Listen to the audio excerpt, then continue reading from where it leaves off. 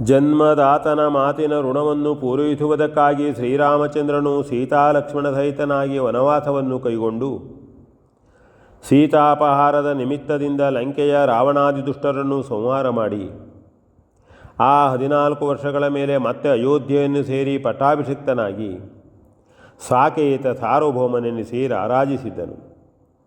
ಯುವರಾಜನು ಶ್ರೀರಾಮನ ತಮ್ಮನೂ ಆದ ಭರತನು ಮತ್ತು ಕಿರಿಯ ತಮ್ಮಂದಿರಾದ ಲಕ್ಷ್ಮಣ ಶತ್ರುಘ್ನರು ರಾಜಕಾರ್ಯದಲ್ಲಿ ನಿಯತವಾದ ಕೆಲಸವನ್ನು ಕೈಗೊಂಡು ಅಣ್ಣನ ಆಜ್ಞಾನುವರ್ತಿಗಳಾಗಿದ್ದರು. ಸೇನಾಪತಿಗಳು ರಕ್ಷಣೆಯ ಕಾರ್ಯವನ್ನು ಅರಸನ ಅಪ್ಪಣೆಯಂತೆ ತಪ್ಪದೇ ನಡೆಸುತ್ತಿದ್ದರು. ಸುಮಂತ್ರ ಮಂತ್ರಪಾಲಾದಿ ಸಚಿವರು ಪ್ರಭುವಿನ ಚಿತ್ತವನ್ನರಿತು ಅದರಂತೆಯೇ ವರ್ತಿಸುತ್ತಿದ್ದರು.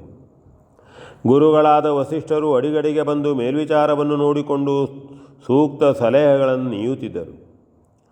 ಅಧಿಕಾರಿಗಳು ಸೇವಕರು ಸ್ವಾಮಿ ಭಕ್ತಿಯಿಂದ ಕೂಡಿ ತಮ್ಮ ತಮ್ಮ ಕೆಲಸವನ್ನು ಯಾವ ರೀತಿಯ ಕುಂದು ಕೊರತೆಗಳಿಲ್ಲದೆ ಪೂರೈಸುತ್ತಿದ್ದರು. ಪ್ರಜಾಪಾಲನೆಯ ಕ್ರಮದಲ್ಲಿ ಯಾವ ಪ್ರಜೆಗೂ ಪೀಡೆಯಾಗುತ್ತಿರಲಿಲ್ಲ. ವರ್ತಕರು ತಮ್ಮ ತಮ್ಮ ಉದ್ಯೋಗದಲ್ಲಿ ನಿಯಮಿತವಾದ ಲಾಭವನ್ನು ಮಾತ್ರ ಇಟ್ಟು ವ್ಯವಹಾರ ಮಾಡುತ್ತಿದ್ದರು.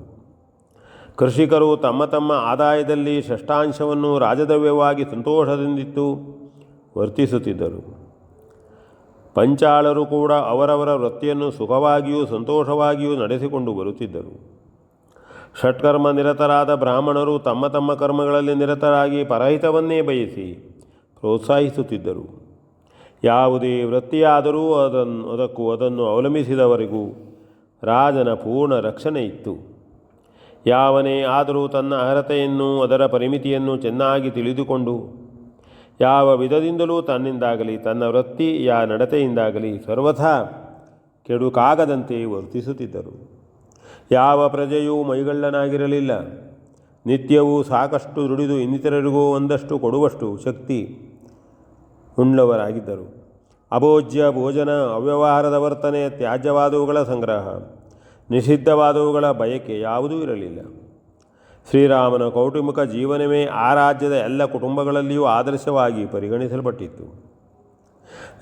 ರಾಜರ ಸಂಬಂಧವು ಆ ಅಣ್ಣ ತಮ್ಮಂದಿರನ್ನೇ ಹೋಲುತ್ತಿತ್ತು. ಗೃಹಿಣಿಯರು ಮಹಾರಾಣಿಯನ್ನು ಅವಳ ತಂಗಿಯನ್ನೂ ಆದರ್ಶವಾಗಿಟ್ಟುಕೊಂಡೇ ನಡೆಯುತ್ತಿದ್ದರು. ಕಳವು, ಕೊಲೆ, ಸುಲಿಗೆ, ಹಾದರಗಳು ಎಲ್ಲೆಲ್ಲಿಯೂ ತಲೆ ಎತ್ತುತ್ತಿರಲಿಲ್ಲ. ಪ್ರತಿಯೊಬ್ಬನ ಹೃದಯದಲ್ಲಿಯೂ ಪರರ ಸಂಪತ್ತನ್ನು ಕಂಡು ಕುರುಬುವ ಹೀನತನವಿರಲಿಲ್ಲ.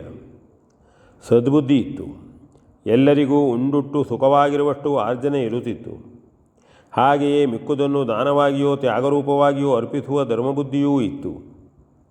ಯಾವ ವಿಧದಿಂದಲೇ ಆದರೂ ತಪ್ಪು ಮಾಡಿದವನು ಅದು ತಪ್ಪು ಎಂದು ತಿಳಿದು ಕೂಡಲೇ ಒಪ್ಪಿಕೊಂಡು ತಾನಾಗಿ ಶಿಕ್ಷೆಯನ್ನು ಬಯಸಿ ಬೇಡುತ್ತಿದ್ದನು. ತಪ್ಪಿಗೆ ಶಿಕ್ಷೆಯೆಂದೇ ನಿಯೋಜಿಸಲ್ಪಟ್ಟಿದ್ದರೂ ಅದು ತಪ್ಪಿತಸ್ಥನಿಗೆ ಶಿಕ್ಷಣವೆಂದೇ ಎಲ್ಲರೂ ತಿಳಿದಿದ್ದರು.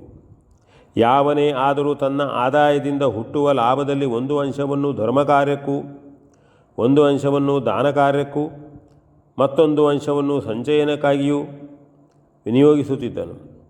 ದೇಶದಲ್ಲೆಲ್ಲ ಗೋಬ್ರಾಹ್ಮಣರಿಗೂ ಅತಿಥಿಗಳಿಗೂ ಸಲ್ಲಬೇಕಾದ ಪೂಜಾ ಸತ್ಕಾರಗಳು ಕ್ರಮದಂತೆ ಸಲ್ಲುತ್ತಿದ್ದವು. ಅಡಿಗಡಿಗೆ ಯಜ್ಞಾದಿಗಳು ನಡೆಯುತ್ತಿದ್ದವು. ಅಂತೆಯೇ ಗೋವುಗಳು ಯಥೇಚ್ಛವಾಗಿ ಹಾಲು ಕೊಡುತ್ತಿದ್ದವು. ಸಕಾಲದಲ್ಲಿ ಸಾಕಷ್ಟು ಮಳೆ ಬಂದು ಬೆಳೆ ಬೆಳೆದು ಭೂಮಿಯೂ ಫಲಸಮೃದ್ಧವಾಗಿರುತ್ತಿತ್ತು. ಒಟ್ಟಿನಲ್ಲಿ ಎಲ್ಲಿಯೂ ಯಾರ ಕಾಲದಲ್ಲಿಯೂ ಆಗಿರದ ಹೊಂದಿರದ ಶ್ರೀರಾಮರಾಜ್ಯದ ವಿಶಿಷ್ಟತೆಯು ಆ ಮಹಾನುಭಾವನ ಆಳ್ವಿಕೆಯಲ್ಲಿ ಆ ದೇಶದಲ್ಲಿ ಪಸರಿಸಿತ್ತು. ಅವರು ಅದನ್ನು ಅಲ್ಲಿ ಅನುಭವಿಸುತ್ತಿದ್ದರು. ಅಂತೆಯೇ ಕ್ಷಾಮ ಡಾಮರಗಳಾಗಲಿ ದಾರಿದ್ರ್ಯವಾಗಲಿ ಆ ದೇಶದಲ್ಲಿರಲಿಲ್ಲ.